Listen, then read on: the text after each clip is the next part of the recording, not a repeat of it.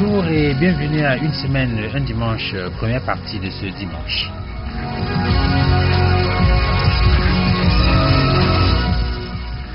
Une semaine, un dimanche, c'est le magazine dominical de Radio Equinox qui fait le round-up des principaux faits ayant marqué l'actualité au cours de la semaine qui s'achève.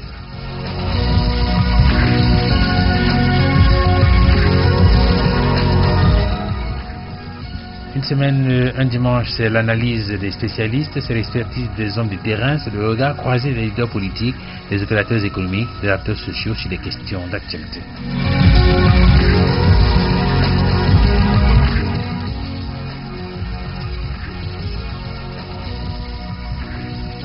Une semaine, un dimanche, ce dimanche reçoit un historien. Il est docteur en histoire, il est docteur en études germaniques et professeur avec habilitation allemande en sciences politiques. Il faut dire que notre invité a été coopté, il faut le dire, comme un membre à titre individuel du Comité international d'histoire de la Deuxième Guerre mondiale. C'était en 1975. Il a enseigné à l'Université de Lyon 2, en France, à l'Université catholique de Lyon, entre 1975 et 1979. Il a enseigné à l'Université libre de Berlin entre 1989 et 2001. Et aujourd'hui, il enseigne encore à l'Université de Yaoundé 1. Il faut rappeler qu'il enseigne à Yaoundé 1 depuis 1979. Notre invité a été pendant pratiquement une décennie, 10 ans précisément, président de l'Association nationale des poètes et écrivains camerounais et vice-président de l'Association des écrivains de l'Afrique centrale. Notre invité est, vous l'avez certainement deviné, c'est lui qui a créé donc la fondation Afrique Avenir International, basée à Bonabéry, à Douala au Cameroun, et il a initié des sections de cette fondation à Berlin, à Vienne, à Windhoek. Vous l'avez sans doute deviné, notre invité est le prince Bélé Bélé, le prince Komandoumé III. Bonjour. Bonjour, Duval Fangwa. Et merci d'être venu sur notre plateau. Merci pour l'invitation. C'est toujours un plaisir de vous recevoir sur ce plateau. C'est vrai que pendant quelques temps, vous avez été assez absent du pays en raison de vos multiples occupations à l'extérieur du Cameroun. C'est toujours ce qu'on croit. Ça fait depuis 1 an que je n'ai même pas pris l'avion pour aller à l'étranger, mais chaque fois que quelqu'un me voit dire « Ah, tu es rentré quand ?» Je dis que moi je suis dans ma brousse de Bonabéry, je vais où? Je suis là. Non, je suis là. Je fais Douala Yaoundé puisque chaque semaine je suis à Yaoundé pour donner mes cours à l'université de Yaoundé 1, mais j'habite Bonabéry, comme il y a la fondation à Bonabéry. Non, je suis là, je suis là. Même si je me tais, je suis là. Prince Komandoumé III, merci d'être venu sur ce plateau. Tout à l'heure en off, je discutais avec vous et j'ai dit le prince Bélé. Vous m'avez dit non, il faut bien préciser le prince Bélé Bélé. Oui, bien sûr. Vous savez, le problème chez nous, c'est que les gens ne connaissent pas leur histoire. Les gens ne savent pas qui ils sont, d'où ils viennent. Bélé Bélé, parce que d'abord il faut savoir que quand on dit, tout le monde dit je vais à Bonabéry. Bonabéry c'est quoi? C'est Bonabélé. Les gens, les enfants, le peuple de Bélé. Bon. Et jusqu'en 1815, il n'y avait qu'un seul roi. Ici, c'était le roi Bel. Le schisme est venu en 1815 où Akwa a pris son autonomie. Alors pour nous, si vous voulez, comme de l'autre côté à Bonanjo, ce sont les enfants de Bonabéry qui règnent aussi, qui sont assis sur le trône. Alors pour ne pas faire la confusion, on dit là-bas, ce sont les Bels, donc par exemple Prince René Bel, mais nous, à Bonabéry, nous sommes les Bel et Bélé, parce que c'est la même famille qui a 2 trônes. Et comme je dis, avant 1815, il n'y avait pas 2 rois. Il y avait un seul roi. Et bon, on va souvent demander, mais comment alors il y a les Bels et Bélé et il y a les Belles? Comment est-ce que ça se fait? Ce qu'il faut savoir, c'est que il y avait un roi qui s'appelait Douala Makongo.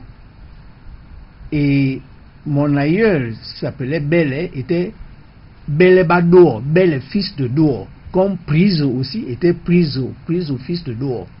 Bon, mais il y avait des problèmes dans la famille et le papa, qui s'appelait Douala Makongo, ne voulait pas que le fils aîné règne.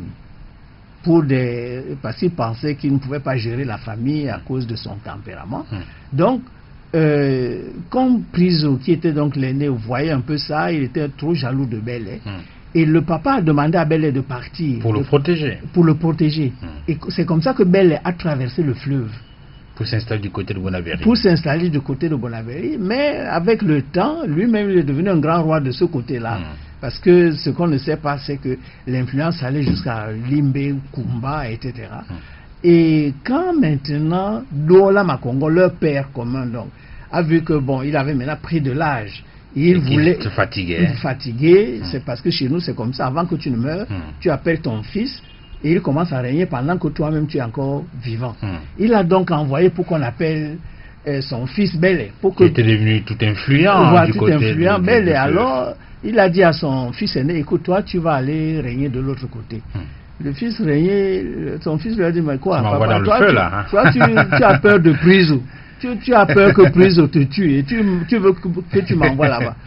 Bon, finalement, qu'est-ce que Bélé a fait? Il a convoqué tous ses fils sous le baobab, le grand baobab de Bonabéry. À ce qu'on appelle le grand baobab. Il a convoqué tous les fils et il a dit, bon, voilà ce que votre aîné m'a dit. Donc, lui ne peut pas. Qui veut aller régner de l'autre côté? Parce que moi je règne déjà de ce côté, donc je ne vais pas aller m'asseoir sur le trône du père. C'est à ce moment qu'un enfant a dit, papa, moi je vais aller là-bas. Il s'appelait Bébé. Et c'est Bébé qui a donc toute sa descendance là, de King Bell qui a signé le contrat jusqu'à Douala Manga, jusqu'au prince René d'aujourd'hui. Ce sont les enfants de Bébé, Béba Bell, Bébé. Donc pour qu'il n'y ait pas la confusion dans la famille, ceux qui sont donc à Bonanjo, ce sont des Bélé, mais c'est nous les Bélé Bétoudou, c'est nous Bélé l'aîné. Alors, pour qu'il n'y ait pas de confusion, les Bonabéry sont les Bélé. Et les belles qui règnent à Bonanjo, ce sont les belles. Voilà. Et ça, pourquoi on n'apprend pas tout ça à l'école? C'est notre histoire. On devrait apprendre ça à l'école. Mais ce que je dis là, c'est sûrement une surprise pour beaucoup de gens qui nous entendent aujourd'hui. Moi de même. Merci Prince Kumba Ndoubé III d'être venu sur ce plateau. Je rappelle que vous venez de commettre un ouvrage dans la rubrique politique et histoire, c'est Africa Avenir Exchange and Dialogue. Le nom de l'ouvrage c'est 50 ans déjà. Quand cessera enfin votre indépendance là? Oui, moi je suis même surpris. Ce livre est sorti il y a à peine 2 semaines. Il y a à peine 2 semaines, mais il y a déjà eu tellement d'émissions. J'espère que je ne vais plus faire d'émissions sur ce livre-là. Parce que Canal 2 déjà fait 4 émissions sur ce livre-là. Bon, Equinox, vous m'appelez aujourd'hui. Il était attendu. On n'a pas encore fait d'émission à la télé. Ça va arriver. Peut-être ce sera la dernière invitation, tout au moins. Non, vraiment, je veux... Vous n'allez pas nous refuser cela. Ce n'est pas ça la question que je posais. La question, c'était 50 ans déjà... Quand ce sera votre indépendance, enfin votre indépendance là? Oui, il faut que cette indépendance là s'arrête. On est indépendant. Qui a dit ça? Vous êtes indépendant. Vous pouvez déterminer qui peut être chef d'État chez vous. Vous pouvez déterminer comment est-ce que vous allez exploiter vos matières premières qui sont dans votre sous-sol. Vous pouvez déterminer ça. Vous pouvez déterminer votre politique que vous voulez faire dans le monde. Vous pouvez déterminer ça. Si oui, dites-moi que oui. Vous ne pouvez pas. Donc vous n'êtes pas indépendant. Alors, on reviendra plus en détail dans cette émission sur le contenu de cet ouvrage-là, parce qu'il y a quand même pas mal de révélations, un certain nombre de choses qui sont importantes à savoir du point de vue de l'histoire. Et vous venez encore de nous faire une autre révélation, d'expliquer un pan de l'histoire, tu veux le savoir, qui n'était pas jusqu'ici assez bien connu. Et justement, le reproche qu'on fait aux historiens, Prince Kumba Ndoubé III, c'est de ne pas suffisamment faire connaître l'histoire des peuples du Cameroun et du Cameroun. Oh, vous savez, l'historien fait son travail. Bon, mais il y a beaucoup de choses. Il y a beaucoup de choses. D'abord,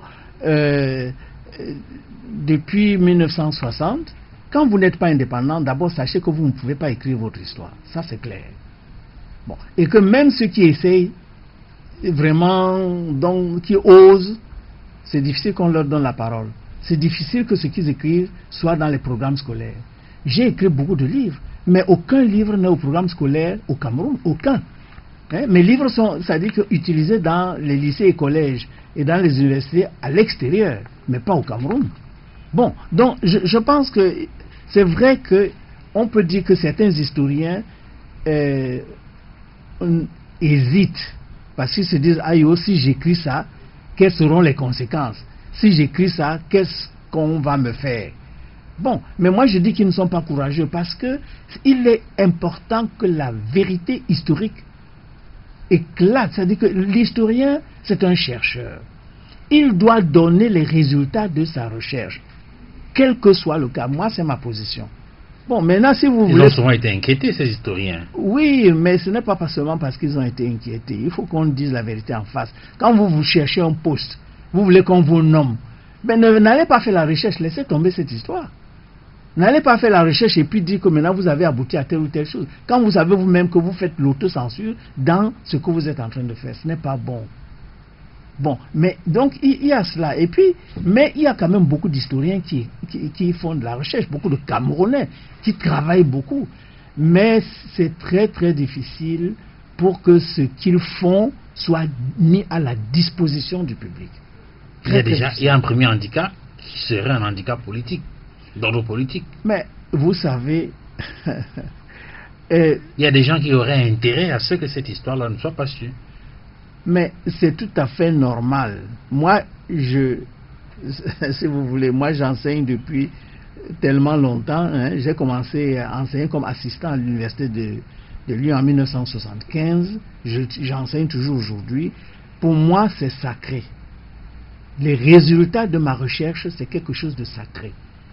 Et quel que soit le cas, moi je ne peux pas aller dire que vous savez, ce n'est pas comme ça. Je vous dis ce que j'ai découvert dans mes recherches. Bon, mais comment dirais-je, mettez les moyens à la disposition des gens, mettez les maisons d'édition à la disposition des gens, et je félicite les médias camerounais, que les médias camerounais maintenant, quand ils voient qu'il y a quelque chose qui est sorti, ils s'emparent de ça, et ils en parlent, et c'est très important. Avant les maisons d'édition, il y a les sources. Est-ce que ces historiens n'ont pas des difficultés justement à reconstituer cette histoire? Oui. Parce que les sources font problème. Il y a plusieurs sortes de difficultés. Le Cameroun est un pays particulier. Comme on dit, le Cameroun, c'est le Cameroun. Et je cite qui vous savez. Le colonel Lamberton. Le Cameroun est un pays qui a été colonisé par les Allemands. Ça veut dire que tout ce que les Allemands ont laissé comme trace, comme archive, c'est en langue allemande. Vous, l'historien, vous, le juriste, vous, le politologue ou l'économiste camerounais, si vous ne lisez pas l'allemand, déjà, vous ne pouvez pas avoir accès à ces sources-là. Vous ne pouvez pas savoir ce qui s'est passé quand ces gens-là, les Européens, ont pris le Cameroun, pratiquement jusqu'en 1914-1916. Vous ne pouvez pas. Et c'est parfois dangereux quand vous ne maîtrisez pas la langue allemande d'aller chercher des traducteurs. Je me rappelle encore, un jour, j'étais dans un jury de thèse et je vois que ce candidat disait dans sa thèse que le roi Bell avait demandé la nationalité allemande. J'ai dit, quoi? Je n'ai jamais lu ça quelque part. Alors, comme il cite le document, je vais regarder le document et qu'est-ce qu'on avait écrit en allemand? On avait écrit que le roi King Bell, pour son déplacement en Allemagne, voulait que les Allemands prennent en charge ses frais de séjour. On vous traduit qu'il voulait la nationalité allemande. Donc voilà le genre de difficulté, n'est-ce pas, que vous avez quand vous devez faire la recherche sur comment le Cameroun est même né, comment il a commencé, quand vous ne maîtrisez pas la langue allemande. Et même si parfois vous maîtrisez la langue allemande, l'écriture allemande de l'époque, ce n'est pas comme l'écriture d'aujourd'hui. Donc c'est une écriture que même les Allemands d'aujourd'hui ne savent pas lire. Donc on appelle ça l'écriture gothique allemande. Donc vous devez apprendre ça spécialement. J'ai formé quelques rares Camerounais qui sont capables de lire cette écriture gothique-là. Bon, donc vous avez ça. Et puis maintenant aussi, vous êtes assis ici, il n'y a pas que ici qu'il y a les archives. Vous devez, si vous voulez parler du Cameroun, il faut que vous alliez en France, en Grande-Bretagne, en Allemagne. Vous voyez, c'est ces pays qui ont colonisé le Cameroun là. Bon, moi, Dieu m'a donné la chance. il m'a ouvert ses voies que, bon, j'ai accès à tous ces documents-là sans tellement de difficultés. Bon, moi, mon souci maintenant, c'est mettre les résultats de tout ceci à la disposition du monde, mais surtout à la disposition de mon pays. Je reviens sur la question de l'importance de l'histoire et de la nécessité de la reconstitution de cette histoire et de l'enseignement de cette histoire qui, on le rappelle très souvent, est source nourricière du sentiment national et donc d'une véritable souveraineté et donc d'un développement véritable. Oui. Et vous avez dit que vous, par exemple, vous aurez un certain nombre, vous aurez moins de difficultés que le citoyen ordinaire, que le citoyen camerounais ordinaire ou l'historien ordinaire. Je regarde dans votre ouvrage, je peux lire par exemple à la page 10. Vous dites, ça c'est pour revenir un peu, pour décrire un peu les horreurs de la période d'indépendance, de guerre d'indépendance. Comment certains avaient-ils pu déchiffrer le code quand les soldats vociféraient leur figure pour toi? Ceux-là sortaient spontanément leur carte d'identité et la tendaient aux soldats en armes. Ces Africains étaient élancés et bien noirs. Ils ne venaient d'aucune région proche de Douala. Ils arrachaient avec une extrême nervosité les cartes d'identité que les citoyens qui avaient compris leur présentaient. Ils les lisaient même à l'envers, comme si la photo d'identité ne leur servait pas de repère pour savoir où était le haut et où était le bas de la carte. Ça, c'est pour faire allusion à la barbarie, qui d'une certaine façon... Oui, mais moi j'ai... Alors, la question que je vais poser là-dedans, Oui. peut-être avant l'analyse que vous le faire, c'est... Vous dites qu'il ne venait d'aucune région proche de Douala. C'est pour dire quoi? Bon, d'abord, c'est ce que j'ai vécu. Hein, c'est ce que j'ai vécu. J'étais un petit lycéen de la classe de 5e, là. Quand on traversait le pont, parce que le pont a existé juste avant l'indépendance. Mais ces gars, c'est que le matin, là, ils étaient d'abord très élancés, très noirs. Ils disent figure pour toi, figure pour toi. Bon, on a fini par comprendre qu'ils voulaient dire où est ta carte d'identité. Bon, si tu ne comprenais pas qu'ils voulaient dire ta carte d'identité, mais on te tabassait avec le cross, et puis, bon, et vous savez, Douala, souvent il y a la pluie, hein, tu devais... Dans les flaques d'eau. C'était ça la réalité. Bon, et tout le monde se demandait, mais ces gens-là sortaient d'où? On ne les connaît pas. Ils ne ressemblaient pas aux Camerounais que nous connaissions. Mais ça me renvoie très loin, votre question. En réalité, on vous amène des gens qui ne sont pas vos gens pour vous mater. Et je dis avec autorité que c'est comme ça que l'armée a commencé au Cameroun. Quand les Allemands sont venus ici, quand ils ont signé le fameux traité du 12 juillet 1884, et je redis encore que le père de mon père, Locke Prison, a dit que lui ne signe pas ce traité, il était le seul. C'est sûr, c'est connu. Bon, mais qu'est-ce qui s'est donc passé? Ils ont signé le traité, en réalité c'était pour qu'ils puissent avoir un pied à terre. Parce qu'avant 1884, c'était interdit aux Européens d'entrer sur le territoire sans une autorisation expresse d'un roi. Donc, ils étaient obligés d'habiter sur les bateaux, sur le fleuve Vouri, ce qu'on appelle Vouri aujourd'hui. On appelait ça Cameroun Flows, Cameroun River. Ils étaient obligés d'habiter, c'est-à-dire que quand les bateaux, ils avaient donc fabriqué des espèces de bateaux qu'on appelait Hulk. Et c'est dans ces bateaux qu'ils habitaient parce que c'est comme les visas. S'ils n'avaient pas de visa, ils ne pouvaient pas descendre sur la terre camerounaise. Bon. Donc, en 1884, quand ils ont donc signé le fameux traité, qu'est-ce qu'ils ont fait? Ils sont allés chercher des Africains qu'on appelait les crew boys, c'est-à-dire qui venaient surtout du Dahomey, surtout la région de Ouida. Ils ont donc pris ces gars, quelques rares officiers allemands, et c'est eux qui ont donc, si vous voulez, commencé ce qu'on appelait l'armée pour pacifier, c'est-à-dire pour conquérir tout le territoire camerounais que nous connaissons aujourd'hui. Donc, ce n'est et alors, bien sûr, on a maintenant aussi pris les porteurs camerounais, les porteurs parce que c'est eux qui connaissaient les pistes, hein, et puis quelques femmes pour faire la nourriture, pour être des bordels, etc. Et c'est comme ça que l'armée a commencé au Cameroun. C'est-à-dire que l'armée a commencé au Cameroun pour mater les Camerounais. pour dominer le territoire pour l'étranger. Et il est urgent que même l'armée camerounaise aujourd'hui, parce qu'il y a des recherches, j'ai des étudiants qui ont fait des thèses sur cette question-là, comment l'armée a commencé au Cameroun, et ce serait important que même l'armée se rapproche de ces résultats de recherche-là, pour comprendre ce qui s'est passé. Parce que jusqu'à et après, si vous voulez, la Première Guerre mondiale, c'était quoi? C'était toujours une armée qui devait mater les propres populations pour l'intérêt des étrangers. La Deuxième Guerre mondiale, c'était la même chose.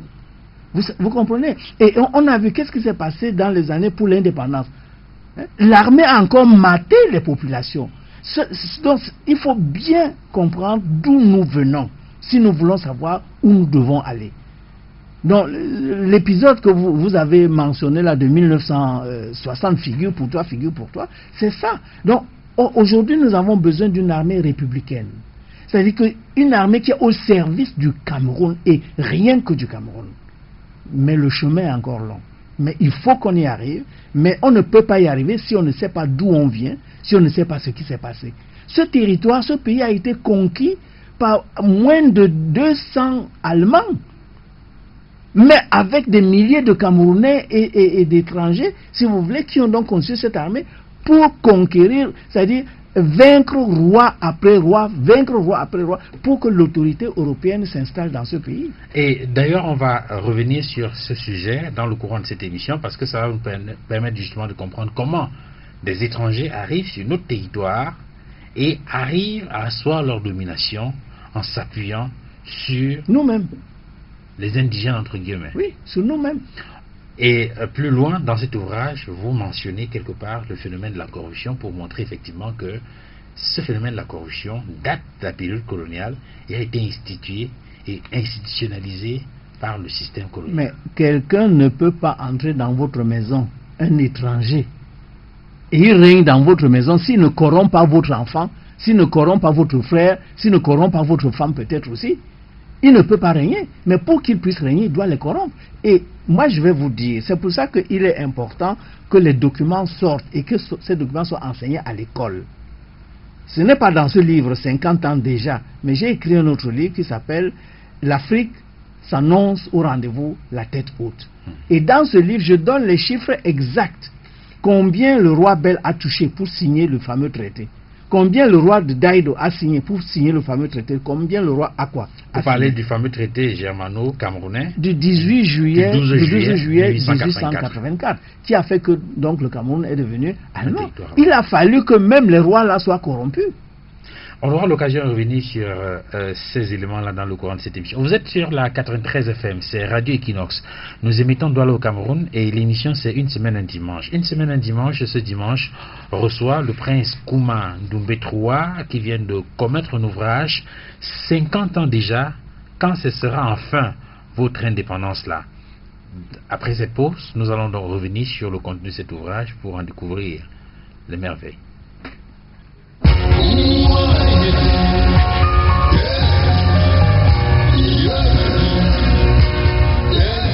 Vous êtes sur la 93 FM, c'est Radio Equinox, nous émettons Douala au Cameroun, nous l'avons dit, et nous recevons donc ce dimanche dans le cadre de cette émission de Une semaine un dimanche, un docteur en histoire, docteur en études germaniques, membre à titre individuel du comité international d'histoire de la Seconde Guerre mondiale depuis 1975, enseignant à l'université de Lyon 2 il y a quelques années, à l'université catholique de Lyon, à l'université libre de Berlin entre 1999 et 2001, et aujourd'hui enseignant à l'université de Yaoundé 1. Il est le patron de la Fondation Afrique Avenir International.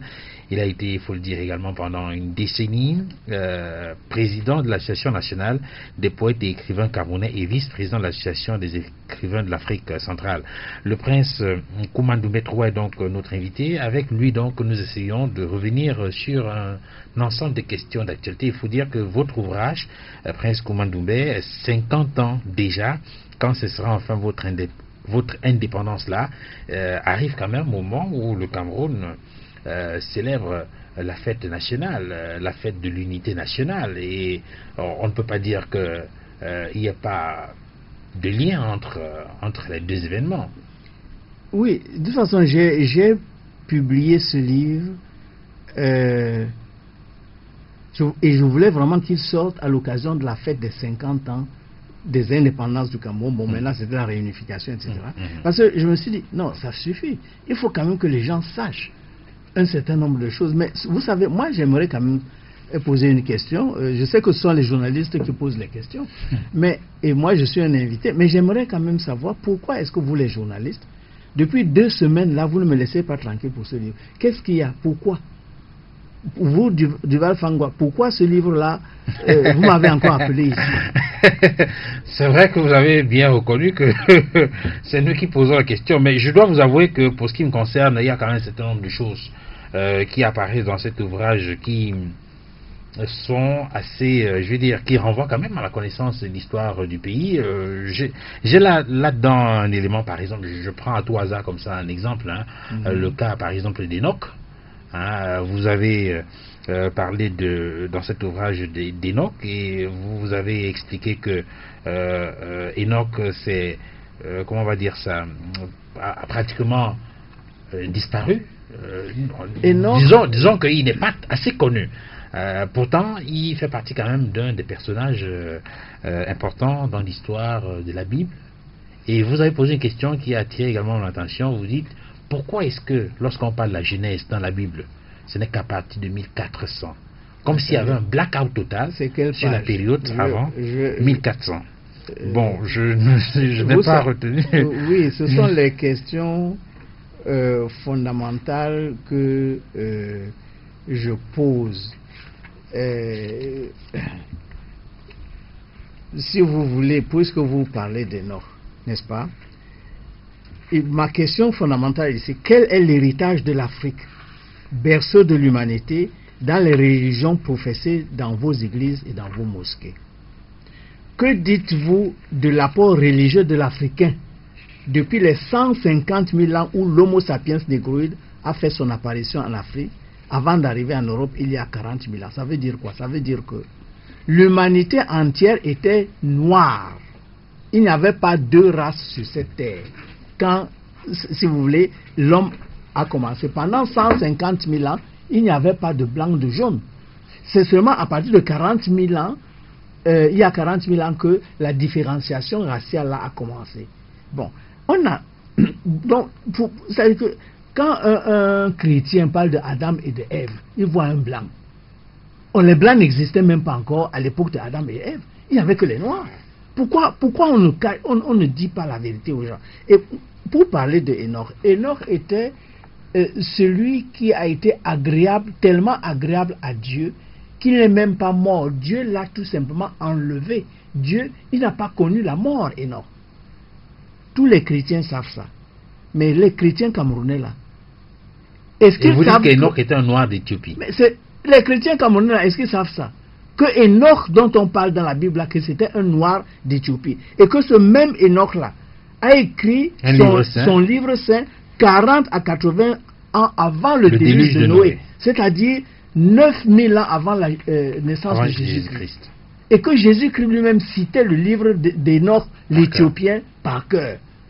Est-ce que tous ces gens qui vous parlent au nom de Jésus, est-ce qu'ils savent que le Jésus-Christ dont ils parlent citait le livre d'Enoch, un noir, par cœur? Ils ne savent pas ça. Et vous dites que ce passage a été enlevé, écarté de la Bible par l'évêque italien Philastrus de Brescia. Le livre d'Enoch a été enlevé du canon de la Bible par Philastrus de Brescia en 398 après Jésus-Christ. C'était un évêque italien.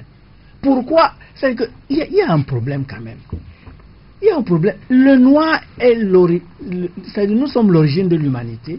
Nous sommes l'origine non seulement de la science, mais nous sommes aussi l'origine de la religion et de la spiritualité.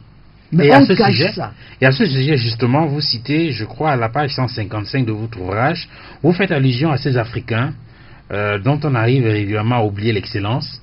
Vous prenez le cas des Noirs qui ont, par exemple, inventé la lampe électrique. Vous citez Nichols et Latimer, l'antenne parabolique, Woods, les guillages des trains, Burr, l'Ascension, Mills, le réfrigérateur, Elkins et Stena, la machine à écrire, Burridge, et ainsi de suite, le feu rouge, de signalisation par Morgan, la guitare par Flemings, le dosage de la mélanine, Diop, le shampoing et le savon, Carver, la caméra spectrographe transportée par Apollo, 16.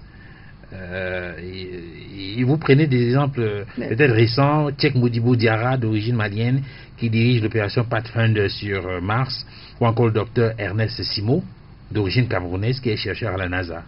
Voilà, c'est ça mon problème, c'est que vraiment il faut arrêter l'ignorance. Et il faut arrêter de structurer l'ignorance dans nos enseignements. Parce que tout ce que j'ai dit là, vous venez de citer, moi je donne les noms et les dates précises. Oui. Comment est-ce que celui qui fait la science, que ce soit maintenant la science physique ou la science chimique, pourquoi on ne lui apprend pas que ce sont les Noirs qui ont inventé tout ça? Pourquoi on leur cache ça?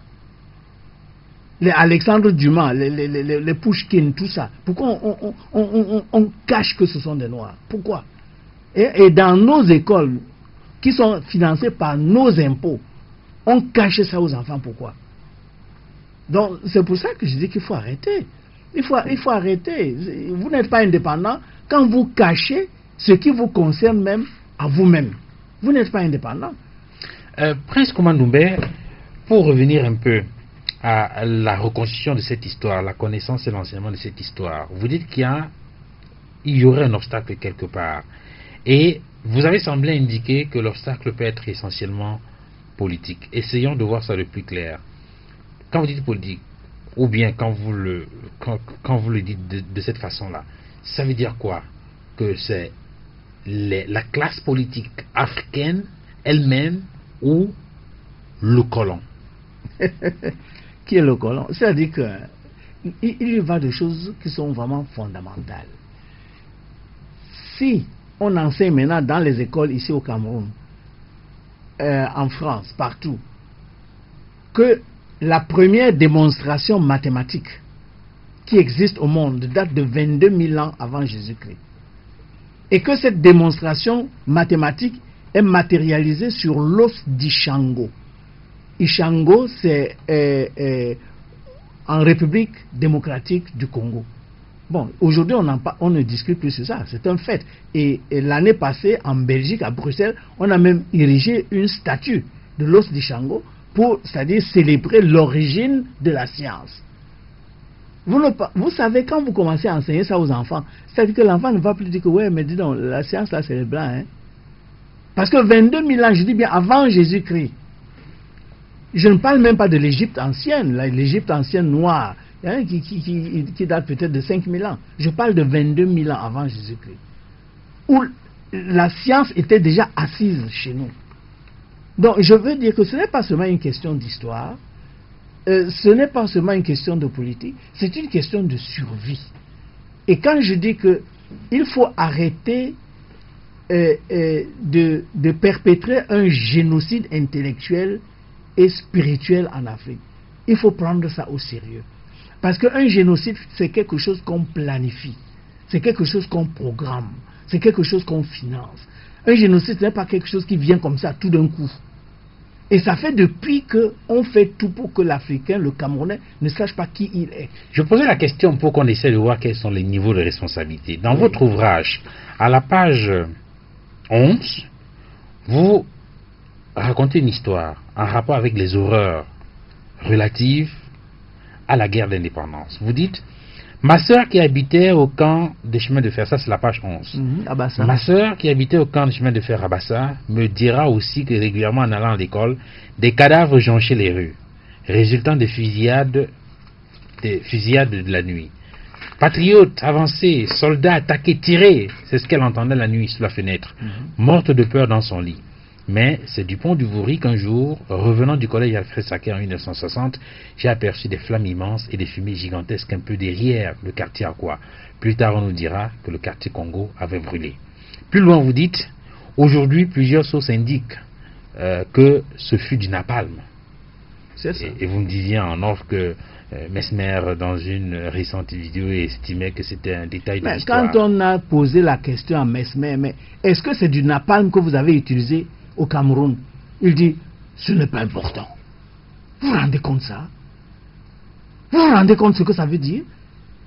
Le napalm, parce que moi, je dis que c'est du pont du Vouri. Moi, je ne savais pas ce qui se passait. J'ai seulement vu qu'il y avait des flammes. J'étais en classe de 5e. J'ai seulement vu qu'il y avait des flammes au quartier Congo, etc. Bon, mais maintenant, en homme de science, j'ai compris. Bon, tout le monde dit que c'était du napalm. Maintenant, quand on demande à Mesmer, qui était ici à l'époque, est-ce que c'est le napalm que vous, les Français, là, vous avez utilisé contre les Camerounais? Il dit que ce n'est pas important. Bien. Vous vous rendez compte ça? Alors, premier point donc, on peut donc estimer qu'il y avait une volonté de cette administration coloniale de cacher la vérité et donc de faire obstruction à la connaissance de l'histoire du Cameroun. C'est ça. Deuxième niveau de responsabilité. Et là, je reviens à la page 13. Vous dites, c'est pour faire allusion au rôle que l'UPC a joué à l'indépendance et comment dire, le fait que on pourchassait les militants de l'UPC. Et vous dites quelque part que vous avez d'ailleurs commis un ouvrage à cette époque-là, très jeune encore, Le Soleil de l'Aurore. Bref, vous avez dit que votre maman cherchait ou creusait pour cacher les documents de votre papa. Et plus tard, vous avez compris que c'est parce que papa était UPCiste et qu'on traquait les UPCistes qu'on était obligé. Moi, à ce niveau-là, il y a quand même le deuxième niveau de responsabilité, si on peut le dire ainsi, c'est peut-être ceux qui ont pris les rênes du pays après le départ des colons. Et donc, est-ce qu'à ce niveau-là, il n'y a pas une responsabilité qui est celle de la classe politique qui a eu en main la gestion du pays au lendemain de l'indépendance? Mais, de toute façon, cette histoire-là est une histoire... vous savez, bon, je vais revenir là-dessus, parce que quand j'étais déjà étudiant, etc., et je cherchais les papiers de mon père, parce que mon père est mort en 57, donc avant l'indépendance. Donc, je sais qu'il écrivait beaucoup, on l'appelait Moubié Kalati, Ndoumbe Ndé Moubié Kalati, c'est-à-dire que Ndoumbe, c'est quelqu'un qui connaît le book, quoi. Bon, et effectivement, il y avait beaucoup de documents. À un moment, je demande quand même, mais donne-moi les documents de mon père, puisque je suis le seul fils. Et c'est là donc qu'elle m'avoue, elle me dit que non, tu sais, ces documents-là, ton père était de l'UPC, et j'avais peur qu'on ne vienne vous tuer à cause de l'indépendance, donc j'ai mis tout ça, j'ai enterré ça quelque part, j'ai mis ça dans l'aluminium, dans une boîte d'aluminium, et j'ai enterré ça quelque part dans le jardin derrière. Bon, j'ai essayé de chercher, je n'ai pas trouvé. Donc, ce qui se passe maintenant, qui prend l'indépendance au Cameroun? C'est pour ça que je dis qu'il faut arrêter. Qui a pris l'indépendance au Cameroun? Les gens qui voulaient l'indépendance, on les a tués. Ça, on le sait, ou bien ils étaient obligés d'aller en exil. Moi, je ne suis pas de l'UPC, moi, je suis dans aucun parti politique. Parce que vraiment, je veux être un homme libre. Bon. Qui a pris le pouvoir en 1960? C'est ceux qui ne voulaient pas l'indépendance qui ont pris le pouvoir. Il faut commencer à dire la vérité aux gens. C'est ceux qui ne voulaient pas l'indépendance, qui disaient que non, l'indépendance, là, c'est trop tôt. Eux, ils veulent encore rester sous l'obédience de la France. C'est à eux que De Gaulle a donné l'indépendance. Est-ce qu'on ne sait pas ça? Donc, est-ce qu'ils ont intérêt maintenant, eux, qu'on enseigne tout ça à l'école? Ils n'ont pas intérêt. On peut donc comprendre pourquoi chaque fois, pour prendre une décision, lorsqu'ils se réunissent, parce que là, je reviens à votre ouvrage encore, je le cite, vous dites, ça c'est la page 14, plus tard au lycée en Allemagne, je suivrai en 1963 dans les journaux la réunion d'Addis Abeba des chefs d'État de la Nouvelle-Afrique dite indépendante. Certains chefs d'État comme Kwame Nkrumah ou Ahmed Sékou Touré se rendront directement à Addis Abeba et rentreront chez eux après directement. Mais d'autres présidents comme Senghor du Sénégal, Houphouët-Boigny de Côte d'Ivoire, Amadou Ahidjo du Cameroun ou Léon Mba du Gabon se rendront d'abord à Paris, prendront une grande photo avec le général de Gaulle au milieu avant de se rendre à Addis Abeba. Une fois la réunion terminée, ils retourneront à Paris, prendront une nouvelle photo avec le général de Gaulle au milieu avant de rentrer dans leurs capitales africaines. Oui. C'est ce qui s'est passé. Pour dire que là, il y a aussi non seulement la responsabilité de ces chefs d'État africains, mais donc que le colon a continué à assurer sa domination par l'entremise des gens qu'il avait choisis lui-même en 1960. Vous vous rendez compte de ce que vous racontez là? J'étais lycéen à Munich. J'étais lycéen à Munich en 1963. Et qu'est-ce qui m'a marqué? Ce sont ces photos-là, avec le général de Gaulle au milieu, avant la conférence d'Addis Abeba, où on devait créer donc l'organisation de l'unité africaine, et après la conférence d'Addis Abeba. Et je me rappelle très bien, moi on était allé à l'aéroport de Munich pour recevoir le général de Gaulle, et c'est Konrad Adenauer, le chancelier allemand, qui devait le recevoir. Parce que qu'est-ce qu'ils étaient en train de faire là? En réalité, jeter les bases pour l'Union, ce que nous avons aujourd'hui comme Union européenne. J'étais là, hein, je me rappelle très bien, j'avais encore une culotte là, c'est-à-dire je ne portais pas encore les pantalons à l'époque. Et j'étais à l'aéroport, j'ai vu et j'ai compris. Mais après, moi j'ai vu ces photos-là. J'ai vu ces photos-là des chefs d'État africains. Bon, donc jeune, j'ai compris très vite. J'ai compris très vite. Aujourd'hui, l'Union européenne, c'est une force de plus de 300 millions d'habitants. Et ils peuvent parler d'une voix, comme ils sont en train de bombarder Kadhafi là. Ils parlent d'une voix. Mais nous, nous avons 54 voix. 54 États, petits États là, qui ne sont pas capables de parler fort au niveau international. On n'arrive pas à s'unir parce que les autres ne veulent pas cette union. Vous vous rendez compte, si vous les Africains là, vous arrivez à avoir une véritable union africaine, comme l'Nkrumah voulait ça, mais qui va oser même venir prendre quelque chose ici? Pourquoi il n'arrive pas à se construire cette union africaine? Mais il n'arrive pas à se construire. Bon, quand on a créé la balkanisation, les bases de la division chez vous, et que vous ne pouvez pas faire un sursaut. C'est pour ça que je dis que nous devons faire un sursaut patriotique. C'est pas facile pour nos chefs d'État. Moi, j'ai toujours dit ça, c'est pas facile. Parce qu'il faut bien quelqu'un qui, disons, pour gérer ces pays-là. Bon. Et même certains chefs d'État qui ne comprenaient pas au début, en réalité, quels sont ces mécanismes-là. Chaque chef d'État finit toujours par comprendre. Chaque chef d'État africain finit toujours, même très vite, à comprendre. Mais après, il est coincé. C'est pour ça que je dis qu'aujourd'hui, nous devons essayer de créer une situation où nous sommes derrière nos chefs d'État, très très fort. Parce que c'est quand nous sommes derrière nos chefs d'État très fort que, c'est-à-dire que l'étranger ne peut plus, c'est-à-dire avoir la même mise sur. Alors, pour que nous puissions soutenir ou être derrière ces chefs d'État, il faudrait que ce soit effectivement des chefs d'État que nous avons désignés. Il faut qu'on se reconnaisse en ces chefs d'État-là. D'où la notion de la démocratie. Oui, la notion de la démocratie. Bon, moi, pourtant, lorsque je parcours votre ouvrage, le sentiment que j'ai... Je n'utilise pas trop ces mots-là qui viennent de l'extérieur. Démocratie,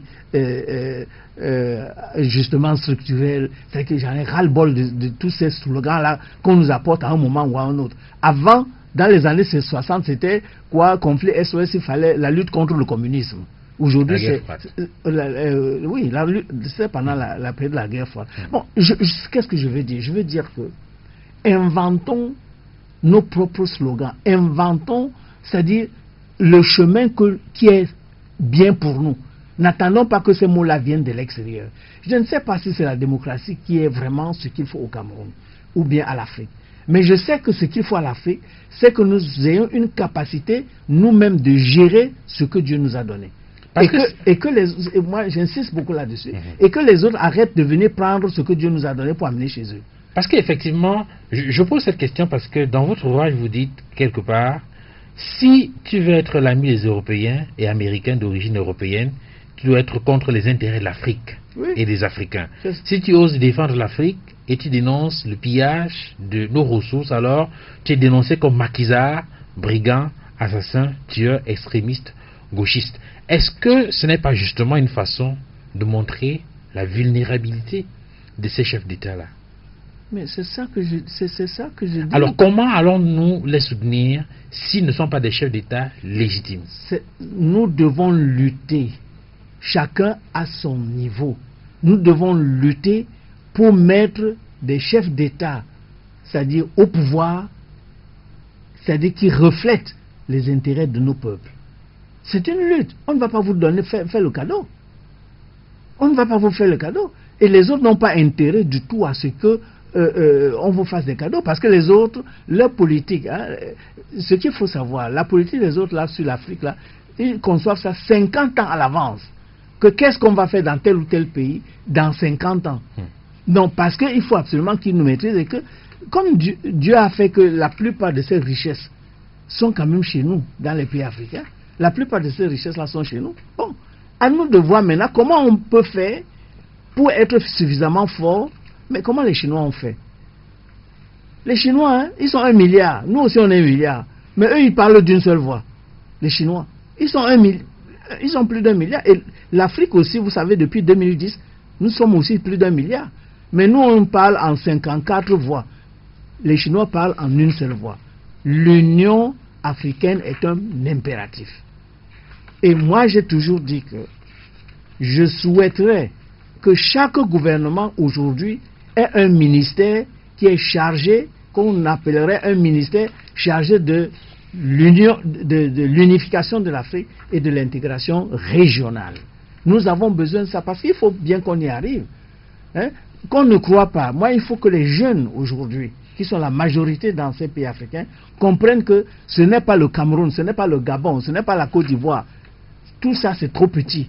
Il faut qu'ils aient une union pour qu'ils puissent survivre et qu'ils puissent utiliser ce que Dieu leur a donné. Vous parlez de démocratie. Est-ce que les Chinois, jusqu'à aujourd'hui, les gens oublient que la Chine est un pays communiste. Hein?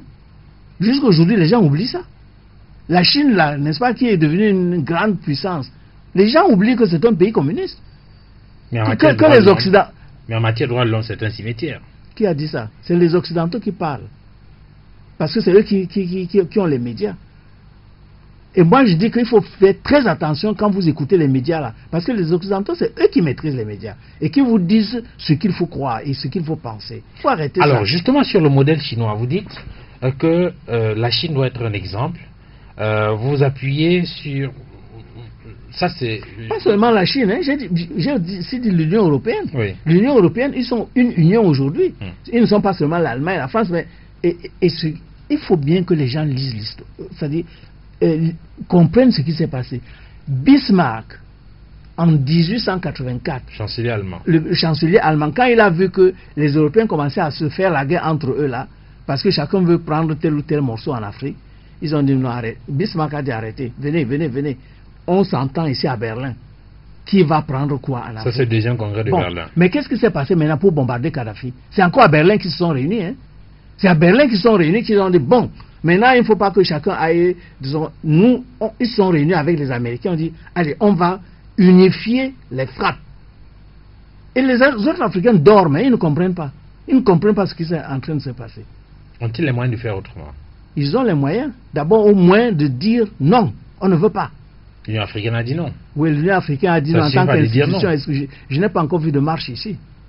Qu'on a permis pour que les gens puissent dire vraiment ce qu'ils pensent. Pour dire que non, attention, ça suffit. Vous savez, quand les Français, par exemple, sont venus en Afrique de l'Ouest, à l'époque, c'est-à-dire après la conférence de Berlin, et ils ont donc commencé à combattre Samori, le fameux Samori. Samori a dit aux autres, mais est-ce que vous ne comprenez pas ce qui se passe? Joignons nos forces pour combattre les Français pour qu'ils ne prennent pas. Personne ne l'a écouté. Personne ne l'a écouté. Il a résisté 16 ans. Ça, c'est ton problème. Il a résisté, mais après, quand il a été vaincu, on a fait la même chose à tous les autres.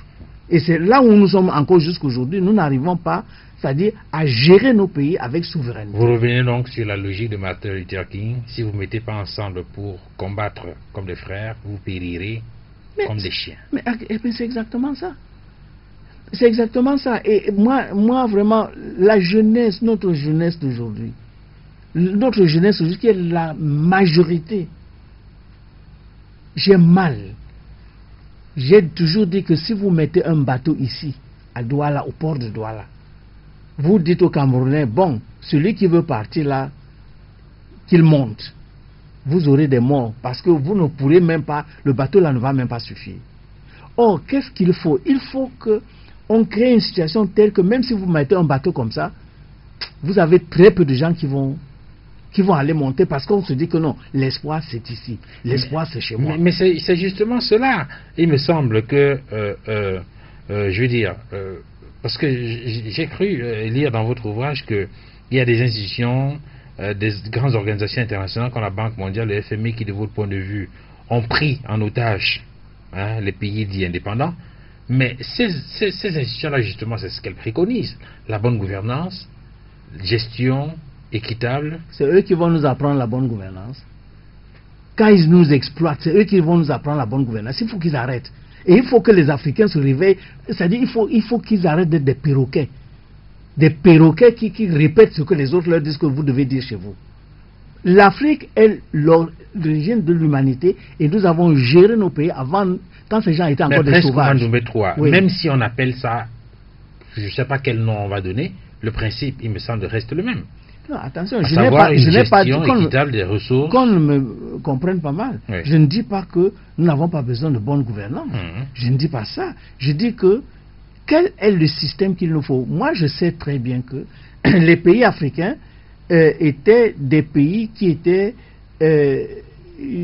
gérés, si vous voulez, ce qu'on appelle multinations. C'est-à-dire que vous avez un grand roi, mais dans le même pays, il y a plusieurs autres rois qui sont plus ou moins autonomes, mais c'est quand même le même pays. C'était des multinations.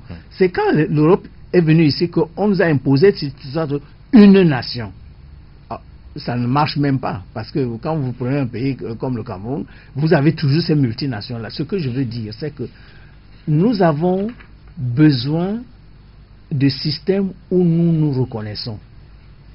C'est-à-dire, bien sûr, c'est-à-dire que ce soit ce qu'on appelle aujourd'hui la bonne gouvernance, c'est-à-dire que les choses soient claires, qu'il n'y ait pas de corruption. C'est-à-dire que, mais pour qu'il n'y ait pas tout ça, vous devez d'abord redevenir vous-même. Vous devez j'ai un livre que je vais sortir je crois en janvier. Le titre c'est On t'a volé ta culture, point d'interrogation. Et le sous-titre, on t'a volé ton âme. Quand on t'a volé ta culture, on t'a volé ton âme. Et sache que même en politique, tu deviens un incapable. Même en économie, tu deviens un incapable. Donc, ce que je veux dire, inventons nous-mêmes nos propres voix, donc aussi nos slogans, et arrêtons d'importer les slogans des autres. Parce que les autres apportent les slogans là. Pourquoi on ne parlait pas de bonne gouvernance avant la chute du mur de Berlin, pendant la guerre froide? Pourquoi on ne parlait pas, ces gens-là ne nous parlaient pas de démocratie pendant la guerre froide? Parce qu'ils voulaient que Kissinger, vous savez ce qu'on a, Kissinger qui était le secrétaire d'État, le ministre des Affaires étrangères des États-Unis, on lui a dit, mais pourquoi vous soutenez Mobutu? C'est un dictateur. Il a dit oui, mais c'est notre dictateur. Pourquoi on ne nous parlait pas de démocratie à l'époque là? On a parlé de démocratie à partir de 1800, c'est-à-dire quand le mur de Berlin est tombé, c'est-à-dire que quand les pays communistes ont perdu et que maintenant il n'y avait plus que les pays capitalistes avec leur libéralisme, si vous voulez, qui devaient donc être les seuls maîtres au monde. Et vous croyez qu'ils veulent la démocratie chez nous? Vous croyez que ces gens veulent la démocratie chez nous? Si maintenant on a ce qu'on appelle la vraie démocratie, maintenant partout dans nos pays là, il y a les élections et celui qui gagne vraiment, c'est celui que le peuple veut. Ces gens-là ne vont jamais accepter. C'est pour ça que je dis arrêtons de prendre les slogans qui viennent d'ailleurs. Prince Kouma Ndoumé III, le temps est passé très vite, nous allons nous séparer. Je précise que vous venez de commettre dans un ouvrage intitulé 50 ans déjà, quand ce sera enfin votre indépendance là. Et tout à l'heure vous vous étonniez de la réaction de la presse depuis que cet ouvrage est sorti. N'oubliez pas que la dernière fois, lorsque le professeur Moutounde était au Cameroun et qu'il donnait une conférence à Afrique à venir, vous en parliez déjà. Et donc, qu'on était préparé à recevoir l'ouvrage. Mais je vous invite à Afrique à venir mardi à 10h parce que nous allons ouvrir solennellement la bibliothèque jeunesse de la bibliothèque Cheikh Anta Diop. Nous avons mis 900 livres avec l'association Kalati à la disposition des jeunes, avec beaucoup d'autres choses, et nous allons donc, les parents et les jeunes, les enfants, les étudiants sont invités pour prendre cette bibliothèque-là et s'en approprier. Prince Kouma Ndoumé III, je voudrais préciser que vous êtes petit-fils de Lok Priso. C'est ça, oui. Lok Priso qui est présenté comme d'ailleurs l'un des tout premiers, sinon le premier résistant à la colonisation allemande, parce que vous l'avez dit tout à l'heure, lorsque les Allemands arrivent sur la côte du Cameroun et doivent signer le traité du 12 juillet 1884, le premier à s'y opposer, c'est d'ailleurs la raison pour laquelle il va y avoir ce débarquement à Bonabéry, et puis le palais va être attaqué, et le Tanguay va être emporté. Et c'est d'ailleurs la photo de ce tanguay qui figure sur l'ouvrage que vous venez de... Où en est-on avec les démarches pour le retour du tanguay à Bounadi? Oui, merci de rappeler que c'est le père de mon père donc qui a dit non, et c'est ce sang qui coule dans mes veines jusqu'aujourd'hui, où je dis que je ne veux pas que les autres viennent nous dominer chez nous. Le tanguay, 75 organisations allemandes aujourd'hui se sont associées pour demander au gouvernement allemand de rapatrier le tanguay au Cameroun. J'espère que j'aurai aussi un soutien venant du Cameroun et d'organisations camerounaises pour réclamer le tanguay. Ce n'est pas pour moi, c'est un symbole.